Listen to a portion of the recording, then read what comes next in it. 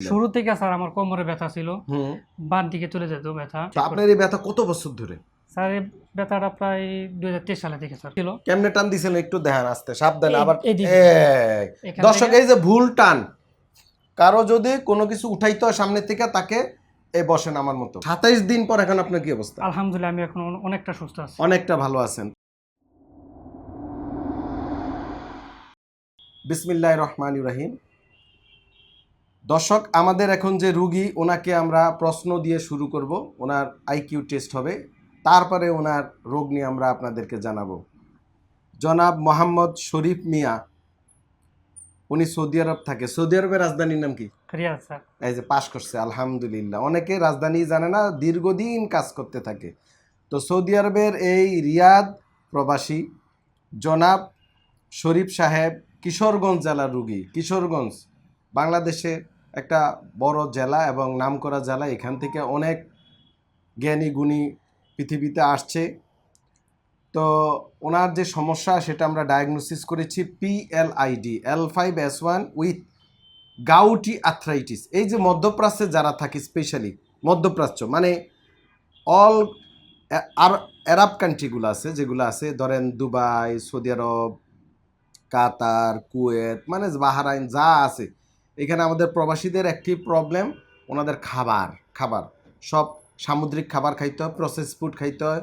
উটের মাংস, গরুর মাংস, খাসির মাংস, দুম্বার মাংস, এই যে প্রসেস ফুড থেকে ইউরিক অ্যাসিড বাইরে যায়। এই সমস্যাটা কমন সমস্যা, কিন্তু মূলত সমস্যা PLID। তো আপনি আমাদের এখানে কতদিন ধরে? আজকে স্যার 27। আজকে চলে যাবেন? আজকে চলে যাব। 27 দিন রুগী চলে যাবে। 27 দিন পর এখন আপনার কি অবস্থা? আলহামদুলিল্লাহ আমি এখন অনেকটা সুস্থ আছি। অনেকটা ভালো আছেন। তো আপনি শুরুতে কি সমস্যা নিয়ে আসছিলেন ডিপিআরসিতে? আলহামদুলিল্লাহ আমার শুরুতে কি নিয়ে আসছিলেন? শুরু থেকে স্যার আমার কোমরে ব্যথা ছিল, হুম বাম দিকে চলে যেত ব্যথা। হুম। আলহামদুলিল্লাহ এখন মোটামুটি ভালো আছে। চেক করে দেখছেন? আলহামদুলিল্লাহ এখন তো ঠিক আপনার এই ব্যথা কত বছর ধরে? স্যার এই ব্যথাটা প্রায় 2023 সালে থেকে স্যার। 23, 24, 25, 26 কয় বছর হলো? স্যার 4 বছর যাব। 4 বছরের একটু বেশি। 4 বছর। বেশি। শুরুতে কি হইলো? ব্যথাটা কেমনে হইলো? স্যার আমি হঠাৎ করে এক জায়গায় কাজ করতাম। হুম। আমি অবশ্য সৌদি আরব মেডিকেলে জব করতে পারি, হাসপাতালে? হাসপাতালে গুড, হ্যাঁ। ফার্মেসিতে কাজ করি, হুম পেশেন্ট দেখে মেডিসিন সাপ্লাই করি। হুম হুম ওখান থেকে প্রায় আমি অন্য জায়গায় একটা পার্ট টাইম করি হুম। চশমা দোকানে। এখান থেকে স্যার বালতিটা পানির যে বাকেট ছিল, কেমনে টান দিয়েছিলেন একটু দেখেন, আসতে সাবধানে। আবার এইদিকে এখান দর্শক, থেকে এই যে ভুল টান, কারো যদি কোনো কিছু উঠাইতে হয় সামনে থেকে, তাকে এই বসেন আমার মতো, বসেন এরকম বৈশা নিতে, বসেন পুরা এরকম বৈশা। এরপর ওজনটা আস্তে আস্তে করে উঠাইতে হবে। এটা। সামনে জুইকা টান দেয়া যাবে না এই ভুল টানের কারণে। এরপরে কি ঘটলো? তারপরে স্যার আমার হালকা হালকা ব্যথা। হুম। আমি প্রায় অনেক মেডিকেল থেকে ওষুধ পাড়া খাইছি, ওইখানে খাইছি। ওখানে তো স্যার ইন্স্যুরেন্স কার্ড নাই, আমরা এই জন্য আমরা ট্রিটমেন্ট পাই না। অনেক প্রবাসী ভাই আছে যারা ইন্স্যুরেন্স কভার করতে পারে না, তারা দেশে আসে ফ্যামিলির কাছে সময় দেয়, তারপরে ট্রিটমেন্ট নিয়ে এই ডিপিআরসির মতো। আলহামদুলিল্লাহ। আলহামদুলিল্লাহ এখন আমি অনেকটা ভালো আছি। বাংলাদেশে আর কোনো চিকিৎসা নেন নাই? আলহামদুলিল্লাহ এখন আমি পর্যন্ত আমি কোনো জায়গায় নিই না, শুধু কেন ওইখানেই নিছেন? ওই দিকে নিয়েছিলাম। আচ্ছা। ডক্টর আবার বলছিল যদি কোনো ডক্টর আপনার সাথে পরিচিত থাকে আপনি দেখান, কিন্তু আপনার যে কেসটা সার্জারি, এটা সৌদি আরবে বলছিল? সৌদি আরব ডক্টর বলছে সার্জারি লাগবে। ডক্টর আমরা কোনো সার্জারি করছি এখানে? না স্যার, আপনি এখানে করেন। আলহামদুলিল্লাহ। আলহামদুলিল্লাহ এখন আমি আপনি আমাদের এখানে চিকিৎসা নিলেন, ওইখানে একটা হাসপাতালে জব করেন।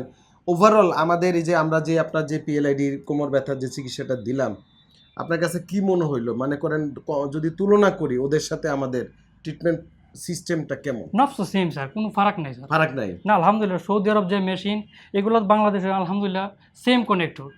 দর্শক, হ্যাঁ বলেন, কিন্তু কি হইছে? কিন্তু স্যার এখন সৌদি আরব স্যার পয়সাটার মূল্য তো অনেক অনেক টাকা লাগে, অনেক টাকা লাগে। এই জন্য বাংলাদেশেরটা ওই দিনে একদিনে যা খরচ, এখানে 2 দিন আপনারা ট্রিটমেন্ট নেওয়া যায় ফ্রি থেকে। দর্শক, এই যে অনেকে আমগো নামে বকাবকি করেন, আমগো উপরে ক্ষোভ ঝাড়েন যে অনেক টাকা নেই, রুগীর কথাই তো শুনলেন, না অনেক কম নেই, অনেক কম। আর ডিপিআরসি পৃথিবীর সবচেয়ে কম খরচে চিকিৎসা দেয়, অনেক আলহামদুলিল্লাহ। বেস্ট একটা ডিপিআরসি নেই আলহামদুলিল্লাহ। আমি চিকিৎসা খরচ অনেক কম, machine same to same. Saudi আরবে রিয়েল, 1 রিয়েল বাংলাদেশে কয় টাকা?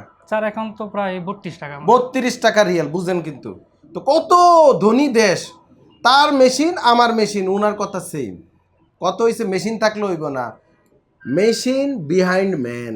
আমি মার্সিডিজ কিনা দিলাম, ড্রাইভারের লাইসেন্স নাই, ড্রাইভার পারে না, গাড়ি কি করব? মাইরা দিব না? দিব না?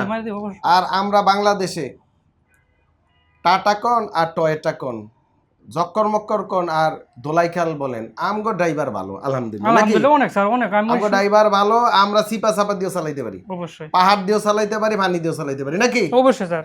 শুধু কাল মেশিন থাকলে হইব না, মাথাত মাল থাকতে হইব, পড়ালেখা থাকতে হইব, রিসার্চ ওয়ার্ক থাকতে হইব এবং অভিজ্ঞতা থাকতে হইব। যাই হোক, এটা বোঝানোর জন্য জ্ঞানীদের জন্য এনাফ, আর সমালোচনাকারীর জন্য কিছু না। সেই নবীজির আমল থেকে, আদম আলাইহিস সালাম থেকে শুরু করে এটা চলতে আছে, নাকি? তো সবাই আমার এই প্রবাসী ভাইয়ের জন্য দোয়া করবেন, যেন উনি সহি সালামতে জীবনযাপন করতে পারে, সুস্থ থাকতে পারে, দেশের নিজের ফ্যামিলি সময় দিতে পারে।